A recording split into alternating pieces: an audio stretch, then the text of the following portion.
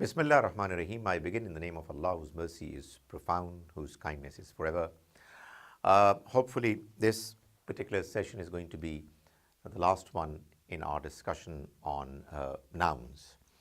Remember, towards the very end of the last session, I mentioned that when we talk about nouns with a view to describing them as to what influence, impact they take when they appear in either form of rafa or nasab or jar, what kind of changes in their appearance take place.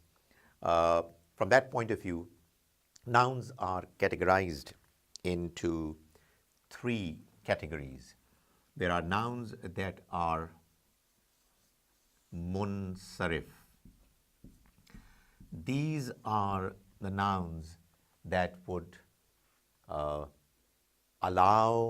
adopt changes in them in accordance with the changing i'rab that they are identified with in a statement. So, for example, if we are talking about alim, which is one munsarif noun, it would be alimun when it's in the form of rafa, al-alimu when it is in the form of rafa and is proper noun. This is common noun.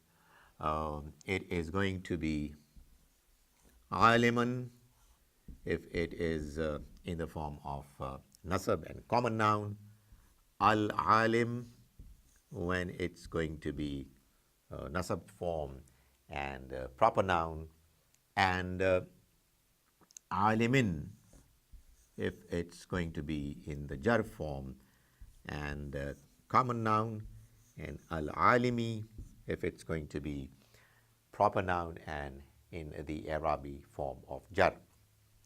However, quite apart from munsarif, there are nouns that are not munsarif, which is ghair munsarif. Most of the nouns, I would like to say, are munsarif. So, in our initial discussions, we did not refer to ghair munsarif or mabni because they are exceptions and not the rule. But there are nouns which are ghair munsarif, which when they come in the form of in the status of rafa, they would be Ahmad, Umar,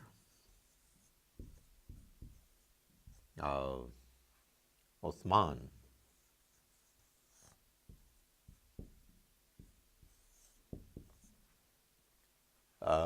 whenever they're going to be in the status of rafa, they will have the symbol of rafa, dhamma, but only one and not two. Remember, these are the common famous names that we know, and whenever they appear like this. You don't say Ahmadun, you say Ahmad. You don't say Omarun, you say Omar, Osman. So ghair munsarif are the nouns which one of their peculiarities is that at the end of these nouns, the last letter, it doesn't take two harakat, it just takes one. And the other peculiarity of them is that in the case of, this is rafa, in the case of nasab or jar, they would not take any other apparent change except of fatha, zabar. So it's going to be Ahmad, whether it's nasab or jar. It's going to be Umara, whether nasab or jar. Likewise, Uthman. Now, notice that these are names. I mean, a very interesting example is that of the name of the Prophet, may God's mercy be on him. He had two famous names, Ahmad and Muhammad. The name Muhammad, we know, unlike Ahmad, is munsarif. So we know Muhammadun Rasulullah. Now, this is a word wherein it's taking two harakat. But the same personality has another name, which is Ahmad, and it is ghair munsarif. It takes one harakat. So what it really means is that it doesn't have anything to do with the meanings of a word. It has to do with its construction, form, the way it appears. That in Arabic, the Arabs have a taste that they divide nouns into two categories. Some nouns, and I think it has to do with the sound of it, the way you pronounce it, that they have this tendency, inclination, to either categorize it as munsarif or ghair munsarif. How would we know? Well, through practice.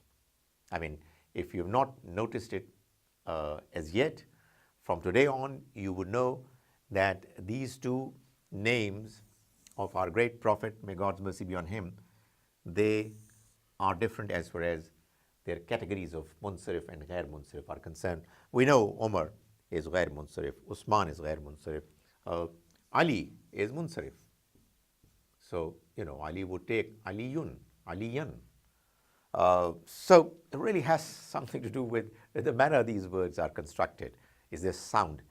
And, it's the Arabs whose prerogative it is to decide as to whether a certain word is munsarif or ghair munsarif. And obviously our practice and ability to familiarize ourselves with these different nouns is going to help us in deciding as to whether a certain noun belongs to one category or another. Now let's take the third of these categories, and that is mabni. So it's either munsarif or ghair munsarif or mabni. Now, mabni is a noun which would not change, no matter whether it's appearing in the Arabic category of rafa or nasab or jar. It would refuse to change. It would remain the same as it originally is. The famous examples of mabni are the two famous prophets of God, Isa, Musa. No matter what, they would remain the same. They would not change their form, whether they are in the category of rafa, whether they appear in the form of nasab or jar. They would remain exactly the same. Now, to this category also belongs what we have studied in our last session, pronouns. All pronouns are basically mabni. That's what these three categories are. The only thing that I would want to just mention here and move on is that as far as pronouns are concerned, you might have a reason to sometimes be confused as to how can we claim that they are mabni when apparently it seems that pronouns do change. For example, if I was to say that pronoun innahu is not changing, so you can see that it's not innaha, it's innahu. So it is what you might call mabni. It doesn't change, even though inna has made it in the form of nasab. Technically, hu is nasab. As I mentioned, zamaire muttasil are the ones which appear either in the Arabic form of nasab or jar. But what you see over here is that it's not changing. However, when you have the same hu with fihi, it changes apparently to look like what you have in the form of jar. But the fact of the matter is that this change has not taken place because it's actually changing its form in response to fi and giving an appearance of jar is simply because of the sound effect of fi. The Arabs would find it awkward to read fihu. So they read fihi. He would still be mabni. Give you another example, minhu. Min now is another harf jar. Technically, it should have been he if it was munsarif, but no, it's minhu. So, what we have done as yet is that we have talked about the three categories of nouns when it comes to their response to their status of different Arabic form. There are those that are munsarif, which change in accordance with their changing Arabic form. There are those which are ghair munsarif, which do change but a little bit, and their peculiarity is that towards the very end of the words that are ghair munsarif, there is only one harakat and not two, and there are nouns that are mabni. They do not change at all. Now, my plan is that towards the end of this discussion on the nouns, we do an exercise as much as is possible within the constraint of the time available. I am doing Ayatul Kursi, wherein we do it like this: Allahu la ilaha illa huwal hayyul qayyum. Now, I hope you agree with me that that's what precisely we are doing all this exercise for, to understand the Almighty's message. Allah is here, Rafa. It's Mubtada. La ilaha, remember, whenever there is a la which is completely negating the next noun and its meanings, la nafiya jins, it makes the noun in the form of nasab and a singular harakat and not two. Huwa is pronoun and it is zamire munfasil. So it's mubtada, and al-hayy and al-qayyum are khabar, and they are also both in the form of rafa. You might have this question that we studied that khabar is normally in the form of a common noun. Well, the truth is that it's normally that way, not necessarily always, because at times the nature of the khabar is such that it is proper noun. I mean, if you say anta Khalid, you are Khalid, so Khalid is actually a proper noun, and anta Khalid is a statement wherein anta is mubtada and Khalid is khabar. Allahu la ilaha illa huwal hayyul qayyum. La ta'khuzuhu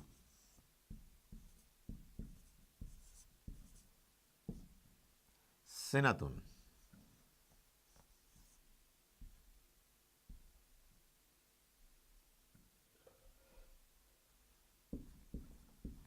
wala nawm. We've not done verbs, okay, but we do still have some idea of what verbs are.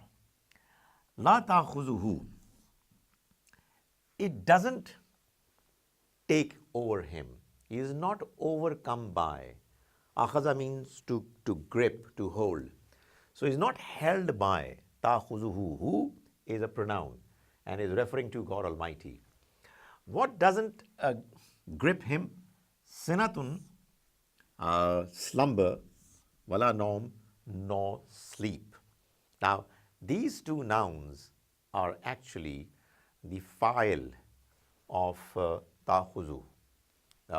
What doesn't grip him? What cannot hold him, overcome him?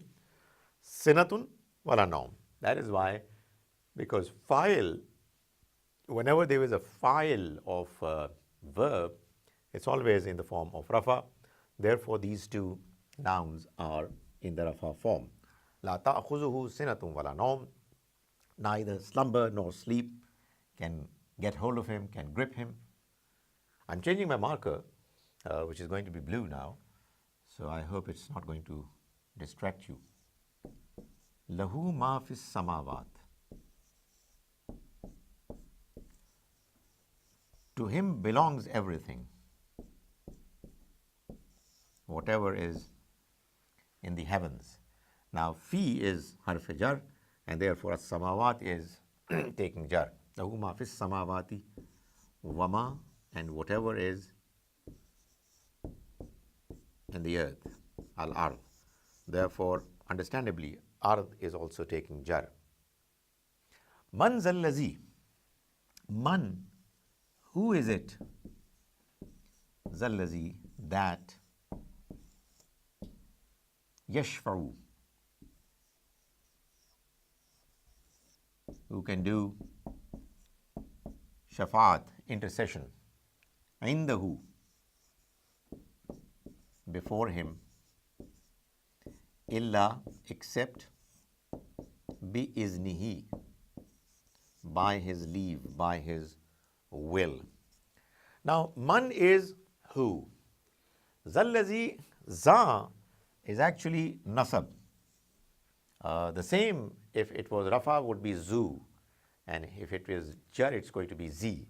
If you notice, it's actually the maf'ul bihi of yashfa'u. Yashfa'u indahu illa bi-izni. That's a verb. Indahu, you know, is the noun with a nasab, which I hope you would be able to answer the question as to why, because it's zarf-e makan.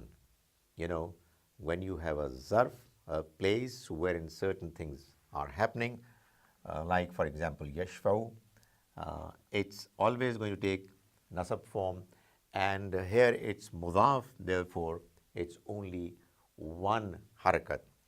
And indahu is mudaf ilay, and this is zamir muttasil, and this zamir is taking a dhamma pesh because it's mabni. Illa bi izni, be is harf jar. It has given a jar to izn, and it's only one harakat because it's mudaf, and he is mudaf ilay. But don't be fooled by its apparent zair kasra, because it's mabni. As I said, it really is just following the flow of the sound. Ya'lamu, he knows. Ma bayna aydihim.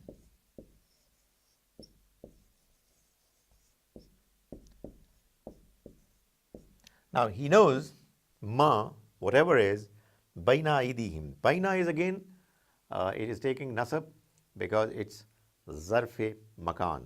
You know, whatever is between, that is like inda.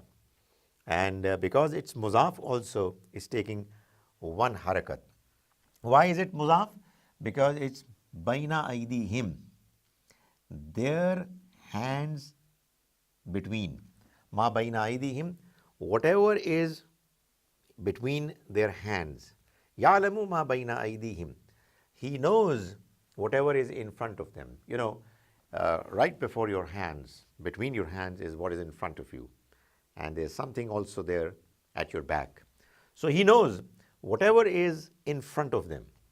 And ID has been given jar because it's muzaf ilay, and him again is the muzaf ilay of ID, and of course it's following the same flow, therefore it has this apparent kasra, but it's mabni. Ya'lamu ma bayna aydihim wa ma khalfahum. Wa ma khalfahum, that is, he knows whatever is in front of them and whatever is behind them.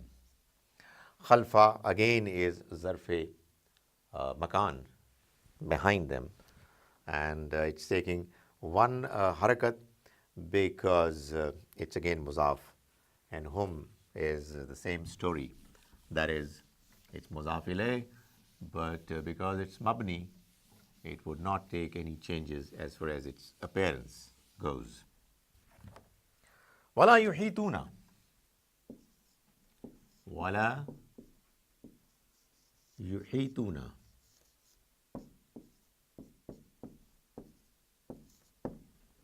Bishayin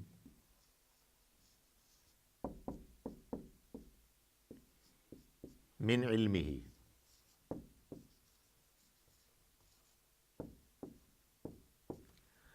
And they cannot grasp,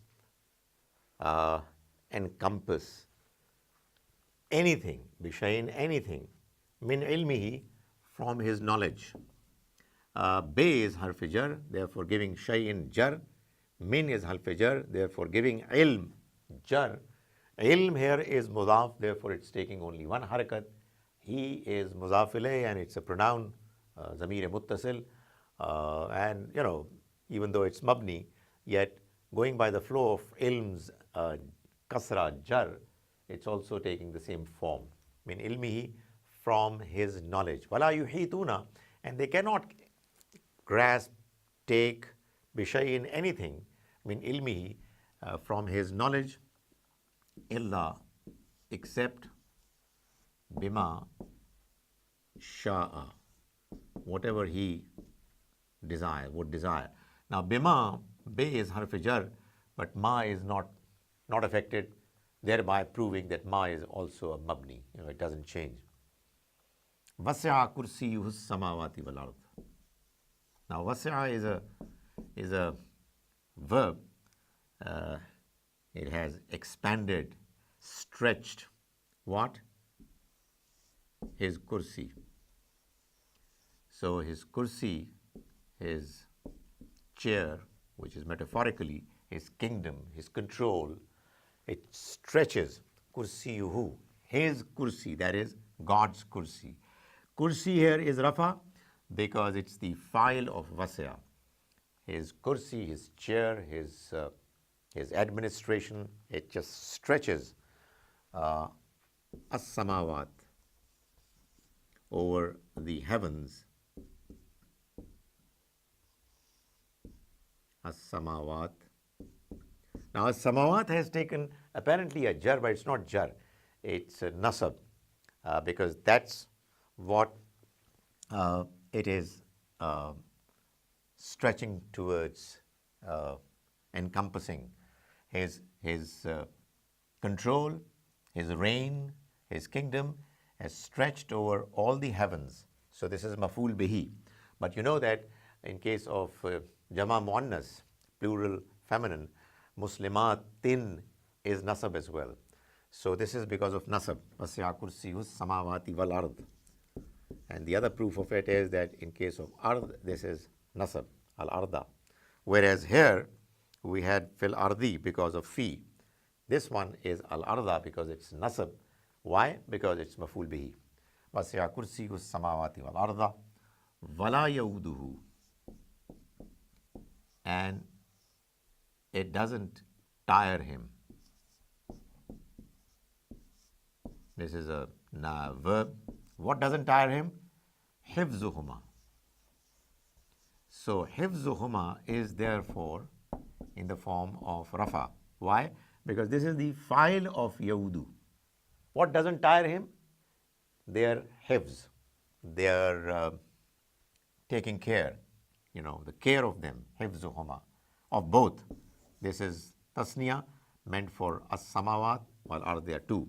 Wala yauduhu hifzuhuma wa huwal aliyyul azim. He is exalted, great. Both are in rafa. This is mubtada. This is a pronoun munfasil. It's always rafa. And these are the two khabars which are understandably in rafa form. I've done it quickly, I can understand. I hope that you've got some measure of it. but we'll do more and more of practice of it. May the Almighty enable us to understand His book directly. That is precisely what the purpose of this exercise is all about.